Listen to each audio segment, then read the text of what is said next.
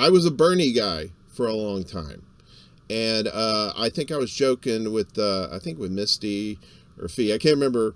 But I said when they were talking shit about Bernie on Twitter, at first I was pissed off. I was like, hey, why are you attacking my guy?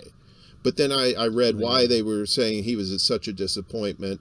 And then you started seeing for yourself what a disappointment he was. And Joel's my friend. And, that whole bullshit. And that whole house of cards fell for me. But then again, I'm not somebody that's easily swayed, because Bernie had the legit past of, working, for the people. He wasn't perfect.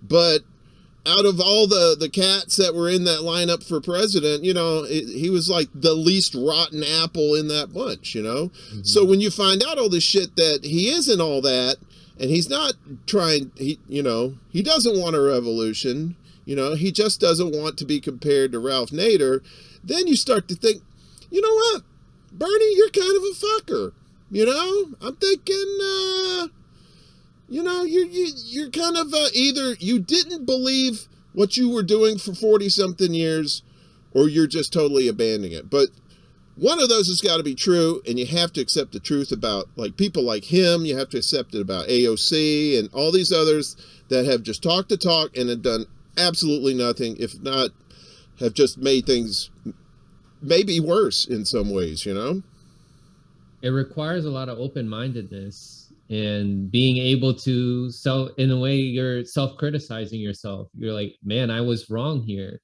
I thought Bernie was the way, or yeah. I thought AOC was the way, or what I thought, I don't know what other example I could bring up right now, Cori Bush, or I thought Andrew Yang was the way. And now in my case, in 2019 to 2020, I thought Tulsi Gabbard was a way forward. Now I'm seeing that I was wrong on that. So we have to be open to self-criticism if we're willing to be committed to the truth. If you're committed to the truth, then you get closer and closer to finding out what's the most efficient solution. You're not going to come to an efficient solution. Your problems are not going to be solved if you're not open to that. Well, you're not going to grow either. You're not going to grow as a person. You're not going to grow. Exactly. Yeah. But speaking of... Props to you for being open to hearing out what Misty and Fiorella were saying too. Well, yeah, because I at first it was, I just thought maybe that, I'll be honest, I just thought they were just being bitches. All right. So, I was like, I didn't know him very well. I didn't know him at all. I think I wasn't really on Twitter that much either. And so I was kind of new, and I was like, what are these bitches talking about?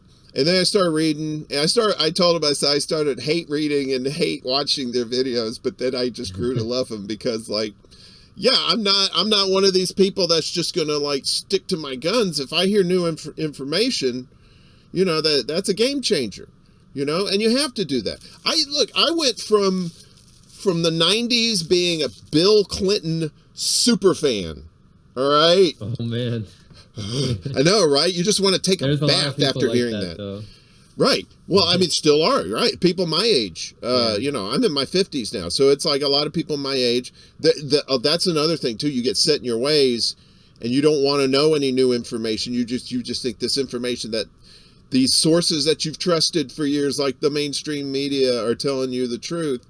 And, I was a news guy back in the 90s. I worked at local television stations down south. I did various things, but when I got to news produce, that's when it was great because especially if we were having tornadoes and stuff. Where I was working in North Mississippi, which is basically the ass end of Tornado Alley, right? You got Oklahoma and you go all that flat area up there. So we were constantly having bad weather stuff, but you felt the camaraderie of the community as we were out there, trying to, going to places that were damaged and giving people information. If your water's out, this is the telephone number to call. If your telephone's out, come here to so-and-so. We've got supplies for you, that sort of thing. So we were it was like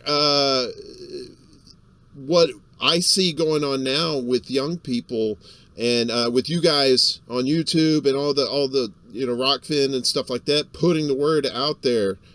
And it just reminds me of those days, and I felt so good in those days because we were doing good work. And now, associating myself with people like you and Fee and Misty, like FHL and INN and Hardlands Media and everybody else, all the rock stars that care about poor people, that care about making this world a better place and not just talking about it, But Yeah.